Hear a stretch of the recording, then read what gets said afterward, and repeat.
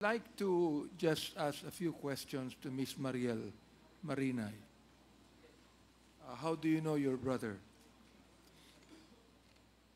Kerwin, gaano mo siya kilala? As kapatid po, kuya po talaga Yes. kuya po talaga ng pamilya So, po. gaano mo siya kilala? Ano? Kuya siya, gaano mo siya kilala?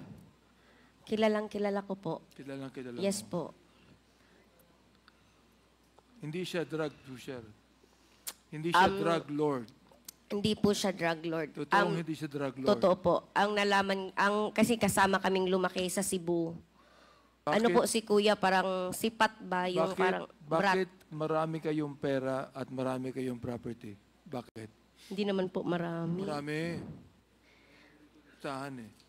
Ano po, may auntie po kami yung nakasuporta sa amin. Yung Mayaman ba yung auntie mo? Hindi po, mga kapatid po ng daddy ko po, side ni daddy ko po.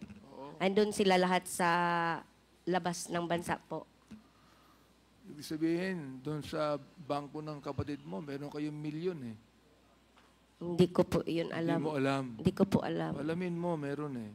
Wala. At marami kayong property sa iba't ibang pangalan pa. So, Sorry. kaya ako, nagtataka ako, kung ang kapatid mo, merong lehitimong trabaho. Ang sabi niya, nagpunta siya ng Malaysia, buong pamilya. Yes. Ako nagtataka ako, paano nakapunta ng Malaysia ng buong pamilya? May pera. Napunta ng Dubai ng buong pamilya. Alam mo, Mariel, nagpupunta ako ng Dubai ilang beses sa isang taon. Alright? At kung ikaw ay walang trabaho doon, makukuha mo lang tourist visa ng 3 buwan. At hindi mo makasama ang buong pamilya mo. 1 o 2 lang. Yun ang alam ko dyan. Oo. Ngayon, makakatira ka sa Dubai nang merong nga permanent visa kapag bibili ka ng bahay sa Dubai. Matagal ang kapatid mo ron. Matagal. Sa Abu Dhabi. Oo. Abu Dhabi pala. Matagal ang kapatid mo ron at ang kanyang pamilya. Oo. Kaya nagtataka ako kung hindi siya. Sabi niya sa amin dito, sayang wala siya rito eh. Sabi niya sa amin dito na siya ay naghahanap ng trabaho sa Abu Dhabi. Nagtataka ako, anong trabaho ang hanapan niya sa Abu Dhabi? Di ba? Marami siyang pera sapagkat tumira siya na ilang buwan doon na wala siyang trabaho. Nagbalik siya rito. Oo, nagbalik siya rito. Kaya, tinatanong kita kung gaano mo kilala ang iyong kapatid sapagkat tinatanong ko kung siya ay talagang drug lord siya. Ngayon naman, kahit sabihin kong drug lord siya, wala na siyang kaso eh. Di ba? Na-dismiss na lahat ng panahon na dating Pangulo eh. Hindi ko alam kung gaano kalakas ng kapatid mo, lahat ng kaso na dismiss. Dismiss. Nakakawala na siya ngayon. Kaya kahit nasabihin kong drug lord siya ngayon, at yan, nandiyan si Director General Lasso. Director General Lasso, hindi ba nasa drug watch list pa si Kerwin Espinosa? Yes, Mr. Chairman. Under surveillance pa siya, di ba? Yes, Your Honor. Minomonitor niyo mga lakad niya, di ba? Yes, o Your yan. Ngayon, itong si Colonel Espinido, naniniwala ka ba na itong si Kerwin Espinosa ay drug lord din? If I may, Your Honor, yes. Kerwin Espinosa, sana sa pagtingin ko, Your Honor, Mr. Chair, pagpunta dito, para magtanggap na lang, iaminin na siya. Drug lord, total, hindi man siya makulong. Pagkatapos, isabi niyang lahat, dahil pinatay yung papa niya, yun lang sana para paniwalaan. Kerwin Espinosa, 2009, he is convicted for life imprisonment sa Cebu. Nag-appeal siya, then reverse. Ang appeal niya. Hindi ka ba nagtataka, Colonel Espinido, bakit na-reverse yung life imprisonment niya? Because of money, Your because Honor. of money. Because of money. Oo, nababayaran ng justice. Makita doon kung sino nag-release. Nag-reverse. Oo. Ngayon, gusto ko lang sabihin sa lahat, sa mga nanonood nating milyon-milyon mga taong bayan dito, ito pong Quadcom hearing, hindi pinoprotektahan ng drug lord. dito, ini-expose ang drug lord. Okay? Ayaw namin ng drug dito sa Pilipinas. Ngayon, gusto ko rin sabihin na ako naniniwala ako sa war on drugs. Tama ho ba ako? Tama yung war on drugs. Dapat talaga labanan. Ang hindi ko pinapaniwalaan kung bakit kinakailangan merong patayin na more than 20,000. Tama ba ako, Colonel Spinedo? Oh. Tama ba ako, Yes, Colonel Garma? Colonel Garma, tama ba ako? Naniniwala tayo sa war on drugs, di ba? Pero hindi ako naniniwala na more than 20,000 ang kinakailangan patayin. Tama ba ako? Tama, di ba?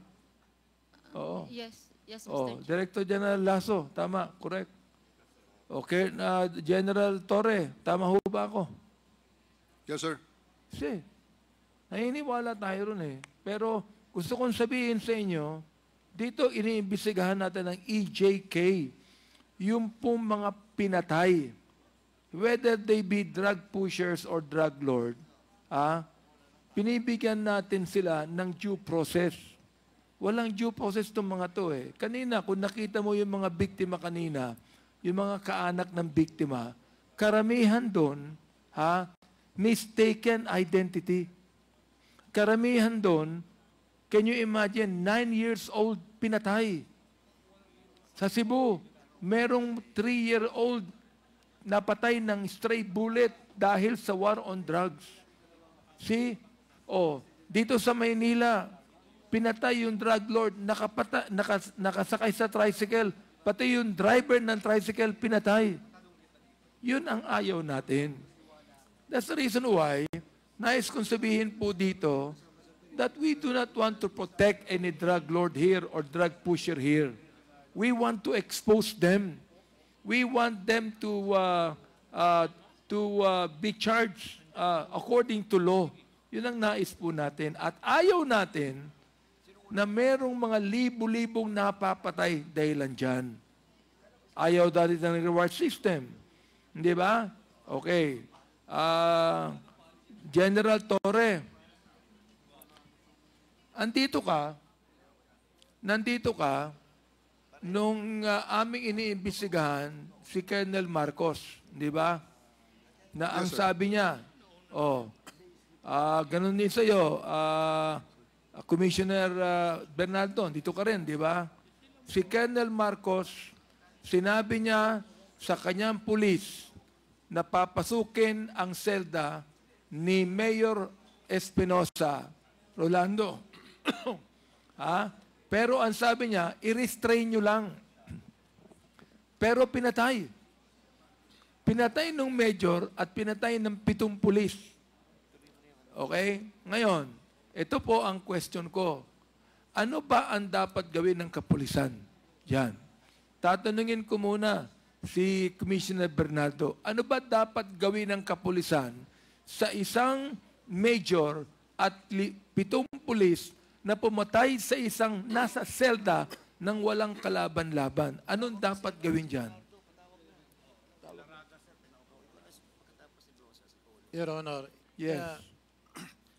In this particular case, there was a decision of the Supreme Court that tells us that although they can apply for a search warrant in a detention center, however, that the search warrant sought for under Judge Sabera, the search warrant that was sought for Mayor Espinosa was not at all properly done. And therefore, the judge were fined for 20,000. I make this preliminary statement considering the fact that if the search warrant was irregularly sought from the court and it was rendered to be irregular, they loses the defense of good faith and presumption of regularity. And therefore, it is incumbent upon them to substantiate the legality of the warrant of arrest and the execution of the same. Furthermore, there was death as a result of the supposed execution of the warrant of arrest. They admitted that they killed the both the person of Mayor Espinosa and Mr. Raul Yap. And we were given the information that there were investigations conducted by the NBI. And based on the medical legal, it shows that he was killed while lying down.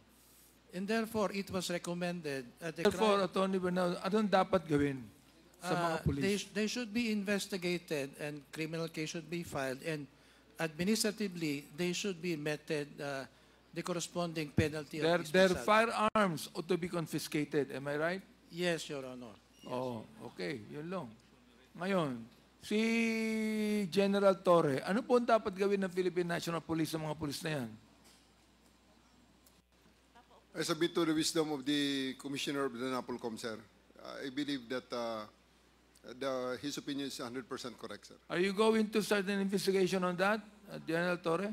Yes, sir. The cold case files were already pulled out, and we are already in the process of re-examining the documents, Okay. sir. Thank you. I hope you will. Now, Mr. Chair, Mr. Chair, do we have Colonel Leonardo here at this point in time? Yes, may we ask Colonel Leonardo to please sit down. So there is someone who will be asking questions first, then I'll be the one to Sige do po. it. So, siguro pwede na ho nating tapos na ho siguro